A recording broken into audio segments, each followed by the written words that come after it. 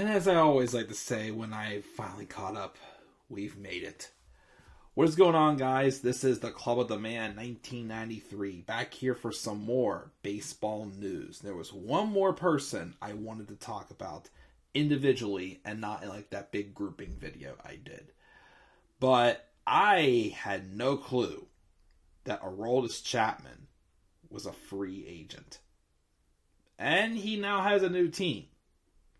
And that team is the Kansas City Royals. As they signed, just today, well, just yesterday, signed Aroldis Chapman to a 1-year deal and will make a base salary of $3.75 million, but could earn an extra $4 per performance bonuses.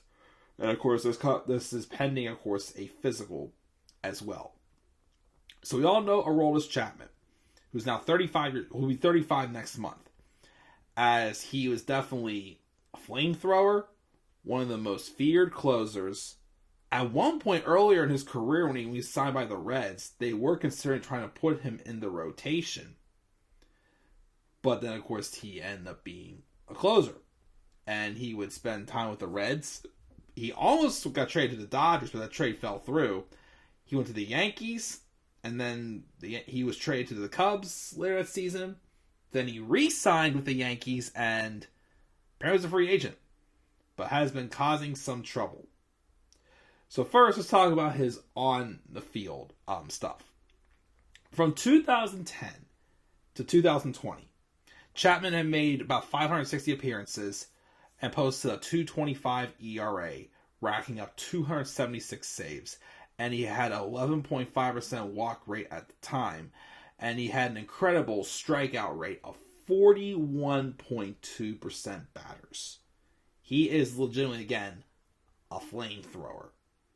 And one of the toughest pitchers to hit off of.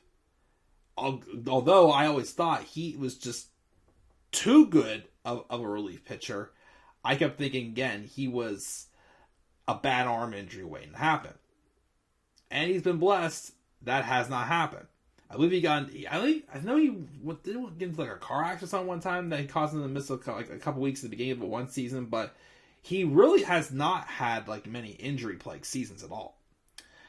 And literally, the only people who has had more saves at this time, and like who were even like coming up to his terms as far as ability, was Craig Kimbrell and Kenley Jansen, and of course Josh Hader as well. In recent years as well as versus him. 2021 though was when Chapman started to struggle. His command started sinking. He had a 15.6% walk rate, and he only struck out 39.9%, which is good, but that was dropping. But his ERA jumped to 3.36, which at the time was the highest since 2011. And then this past season, he had a walk rate of 17.5%, and he only struck out 26.9% of his batters. Ouch. From 39 to 26, that's not good.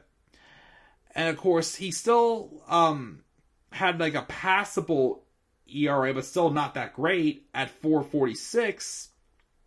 His fastball dropped from like triple digits to 97.5 miles an hour. Of course, again, off the field, he's had a lot of disapproval by many fans in baseball. A couple years ago, he was involved in domestic violence allegations and had a 30-game suspension. He also got irritated. Yankees fans got irritated by him because he also recently missed some time due to an infection from a tattoo. And then he also, I think the last straw was, he skipped a team workout in between the regular season and the postseason, and because of that, he was left off the playoff roster. And of course, it was the final straw that led the Yankees to not re-sign him, and they decided to move on from him. Because I believe he lost he lost the closer's job late this season to, of all people, former Pirate Clay Holmes, who sucked the Pirates, but he's amazing with the Yankees. He's a no-name also. Of course, though, he was still drawing some interest from other teams, too. Like, the Marlins apparently were interested in him, and the Padres interested in bringing him, too. Man, again, them Padres, they're making some big-ass moves. But, of course, the Royals have had a history of taking chance on, similar veterans in recent years, such as, like, Trevor Rosenthal and Greg Holland go to 2020. And then the year after, Wade Davis, who, of course, would retire. And he was the one who made the final out of the 2015 World Series when the Royals won the World Series.